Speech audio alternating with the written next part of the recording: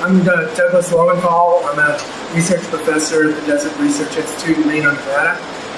I'm working on a NSF-funded project called Inhibition of Snowfall by Pollution Aerosols. The acronym is ISPA. We've been working on this since 2000, 2001. And the science of this project is the interaction between aerosol particles in the air, cloud droplets, and snow. Aerosol particles determine the number of cloud droplets in clouds that you see. Every cloud is composed of lots of microscopic droplets, and every droplet forms on a particle. When you have a lot of pollution particles in the air, the clouds are characterized by more droplets, many more droplets, but they're smaller. Now, when you have a supercooled liquid cloud like we have here in the mountains in winter, snowflakes falling through that cloud can pick up tiny droplets, and the droplets freeze onto the crystals. This process is called riming of droplets onto ice crystals. However, when the droplets get too small, they don't collide with the crystals efficiently. They go around the crystals in the air that goes around, the airflow around the crystals. So we have an inhibition of riming, or picking up of supercooled liquid drops by those crystals. And the hypothesis that we had initially was that this process, or the inhibition of this process, results in less water on the ground. And this is a very important issue in the Intermountain West, where people rely on mountain snowpack for water when it melts in the spring. So the first go around of this project, which ended in 2002, 2003, we demonstrated empirically that there was less water, less snowfall coming to the ground as there was more pollution aerosol in the air. The droplets got smaller, there was less riming, and we got less snowfall on the ground. The next iteration of this project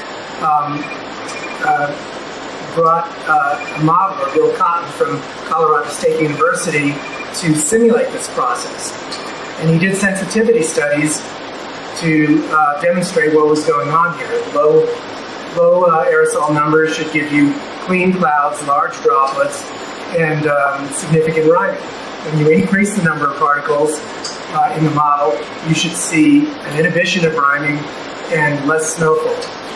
And what we actually found was that here at Storm Peak Lab, which is on the upwind crest of the park range, when you increase the number of particles, the model tells you, indeed, that there is a suppression of snowfall to the ground. However, these crystals that are not falling to the ground here wind up blowing over the mountain into the next valley, and you get an increase in snowfall in the downwind valley. So the ISPA effect is not just an inhibition of snowfall, but a redistribution of snowfalls between snow basins. And this has important hydrological and demographic implications, because somebody's valley, one person's valley, might be getting less snow because of pollution aerosols, while a person downwind might be getting a little more snow. And basically that's where the modeling stands right now.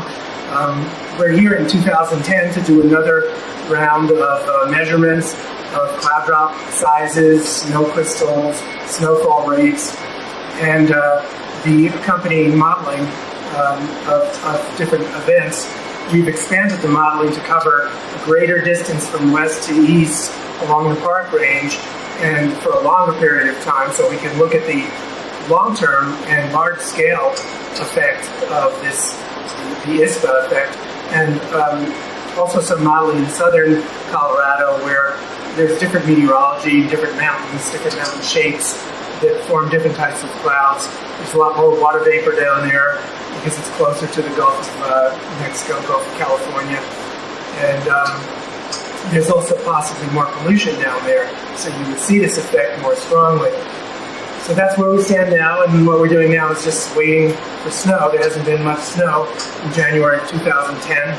We're hoping for a better month of February so we can get a range of measurements that will help us see this effect more clearly.